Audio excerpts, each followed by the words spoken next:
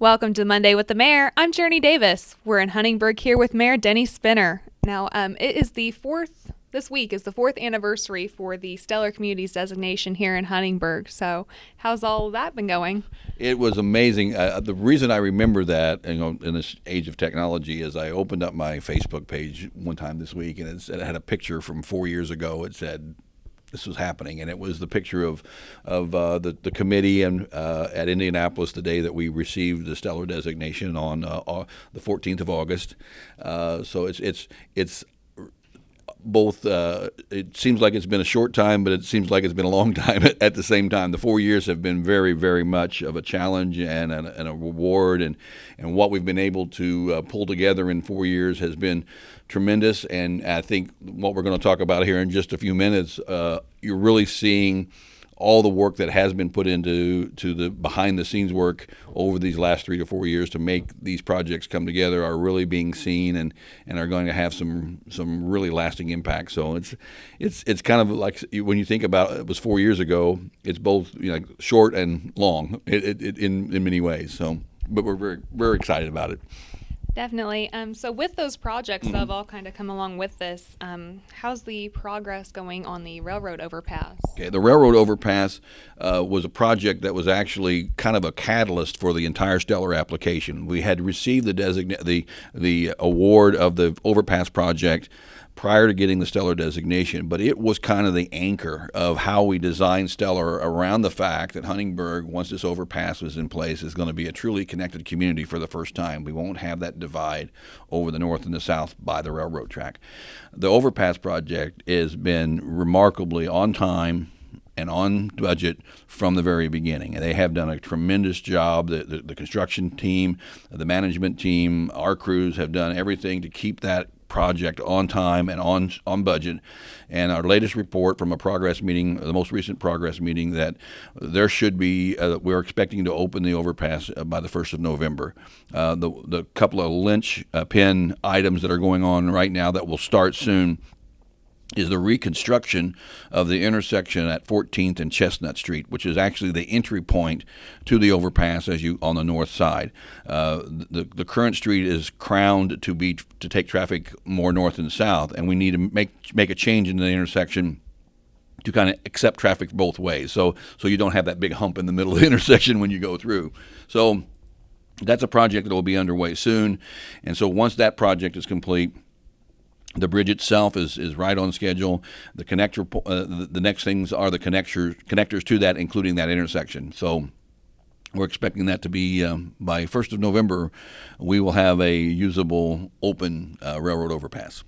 Definitely, that will really help out with the traffic flow throughout the community. Absolutely, that's one of the. And again, the key to all this is it's a safety issue, and that's the number one reason for the overpass is that public safety, ambulances, fire, police that can pass that without waiting for trains.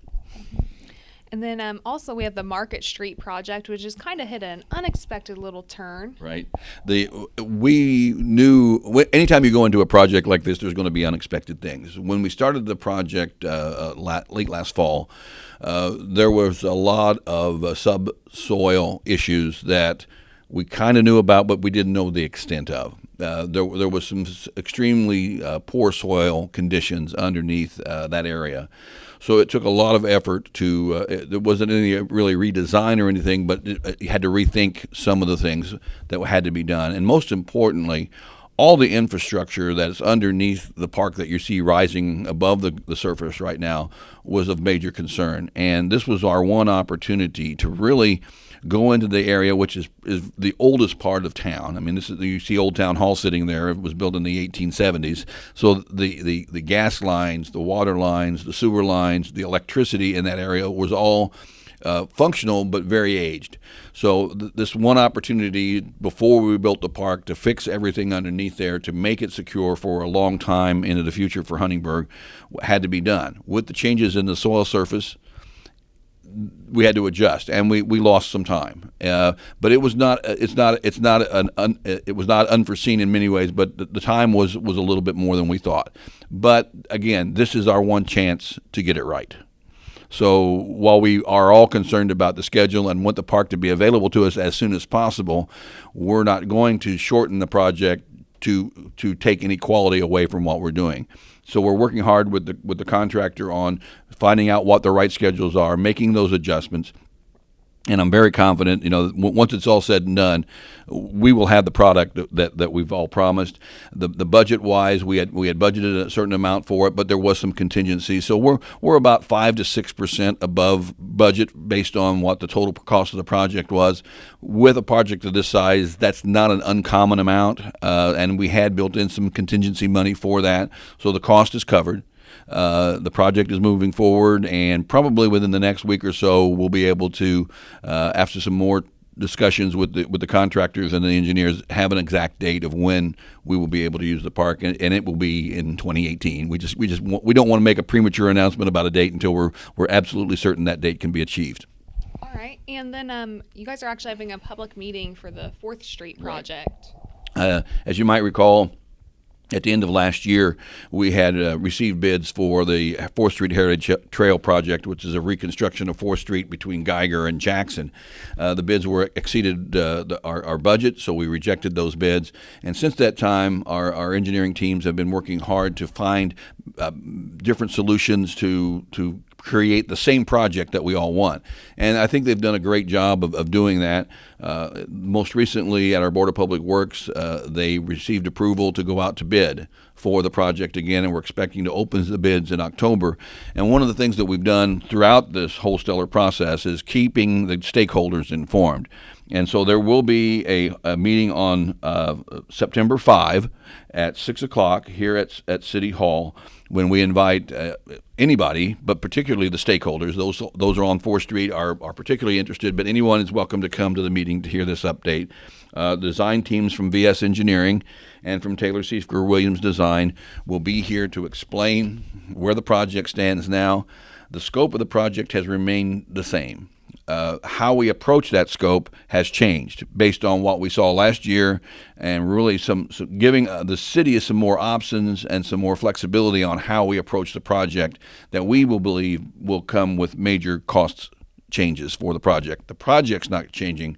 How we approach it is changing, and we believe that'll have a direct impact on the cost of the project and bring it into a budget that we have set aside for this. So I think it's going to be really achievable, and we're looking forward to sharing that information with the public on September 5th. September 5th, and then it starts at...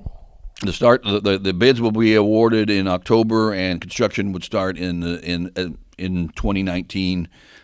Weather permitted. Whenever the weather breaks and we can start construction, that's when we'll start. But we'll have it awarded in October, and that way it gives whoever the successful bidder is time to get everything staged and ready to go. So when the weather does break here in Indiana, and you never know when that's going to be, it could be February, it could be April, but whenever that day happens, they'll be ready to go.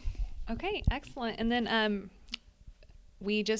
last time I saw you, we were at the State of the City, and you guys discussed a new school resource officer over at Southridge. How's all that going? Well, I'm happy to say that happened to be at Southridge today for another event, but met with Mr. Werner, the assistant principal at Southridge, who is kind of the one-on-one contact with Andrew Hammock, who is our SRO out there. And he just said, well, things are going great. The relationship between the school and the city is very strong. Officer Hammock is already reaching out and touching, having opportunities to touch young lives, to be a part of their relationships with those young people, and that's what it's all about. Safety is the number one concern, but building the relationships between young people and the police force is a very important part of it. And I don't know if again, looking at Facebook, the first day of school picture, I don't know if you saw that. Officer Hammock had with the lunchbox, and the picture that, like you saw thousands of pictures of kids on the first day of school. And here's Officer Hammock with his sign and his lunchbox. I thought that was tremendous. So that's just kind of the relationship that we're having, and it was off to a very, very positive start. Well, that's excellent to hear. Is there anything else you'd like to add or share? Well, we just there's a lot of activity will be happening in the next few months with the Herbst Fest and other things coming up. So we'll have an opportunity to talk about that. So plenty of things to be happening here in the next few months in Huntingburg, and we're looking forward to sharing those with you. Great. excellent. Well, thank you for meeting you. with us today. This has been Monday with the Mayor. For WJTS TV, I'm Jurnee Davis. We're in Huntingburg with Mayor Denny Spinner.